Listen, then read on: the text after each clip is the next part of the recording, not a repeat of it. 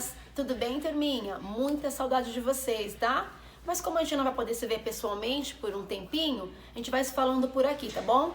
Lembre-se também que vocês podem falar comigo lá pelo positivo ON no campo mensagens, tá bom? Qualquer dúvida é só escrever lá que a Pro fala com vocês por lá, tá bom?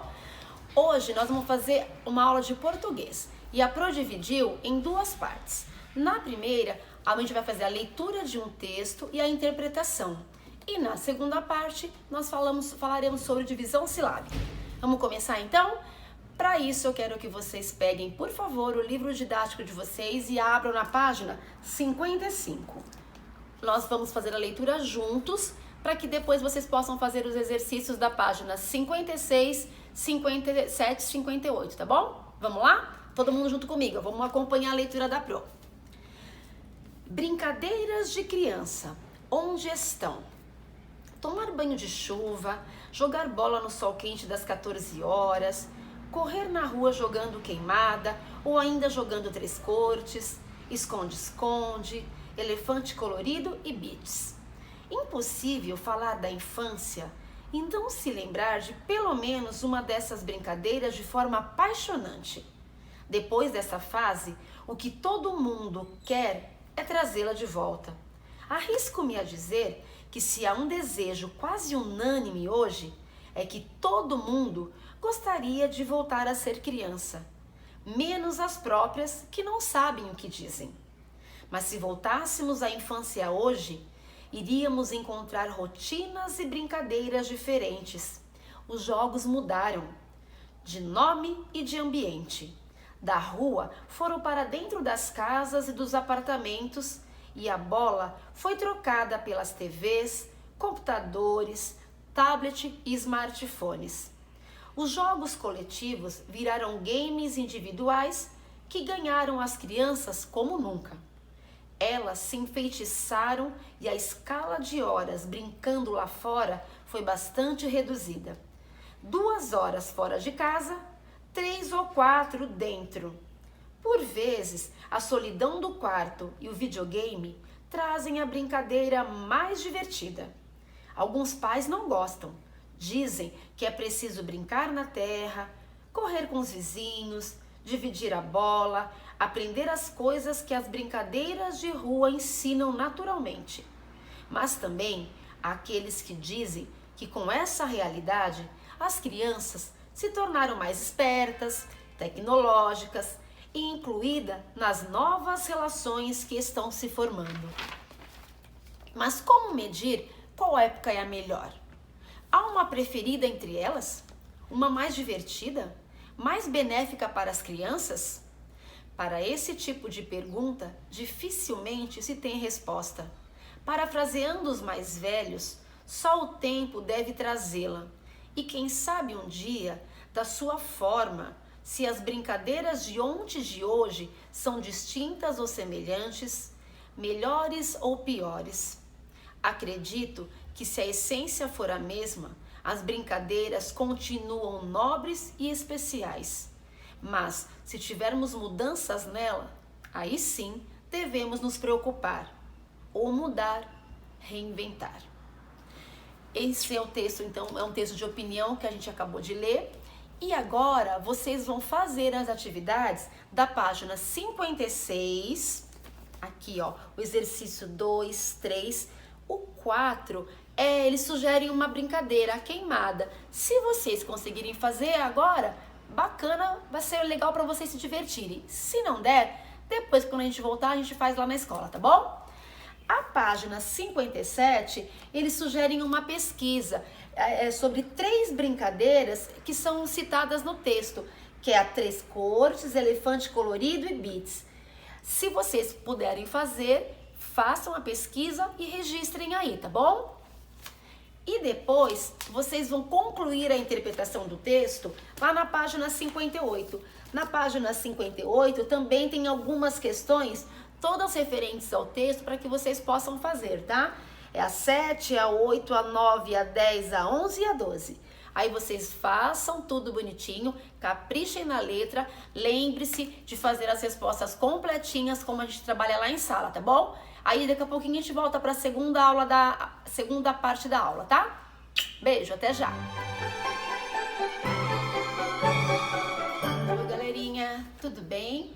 Voltando para fazermos a segunda parte da nossa aula, tá bom? Como a Pro tinha dito antes, a gente vai falar sobre divisão silábica e para encerrar, a Pro vai deixar a proposta de uma elaboração de texto, um pequeno poema, tá bom? Mas depois a Pro explica.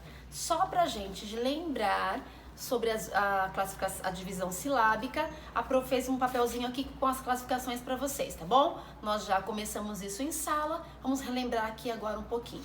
Então, a primeira são as palavras monossílabas. Essa é a primeira classificação, que são aquelas palavras que não se dividem, não dá para separar sílabas. Elas sempre são escritas juntinhas. A Pro colocou aqui para vocês a palavra fé, paz e oi. Mas tem diversas palavras que são monossílabas. A segunda são as palavras dissílabas, que são aquelas que são formadas por dois pedacinhos, duas sílabas, né? Os exemplos que a Pro colocou são café, bala e jogo. A próxima são as palavras trissílabas e, como o próprio nome já diz, são palavrinhas que têm três partes, três pedacinhos. A Pro deixou como exemplo as palavras árvore, espelho e laranja, mas como vocês sabem, tem muitas outras. E para a gente encerrar a classificação, vem as palavras polissílabas, que são as palavras que têm 4 ou mais sílabas. A Pro colocou aí embaixo para vocês a palavra esperança, amizade e amarelinha, tá bom?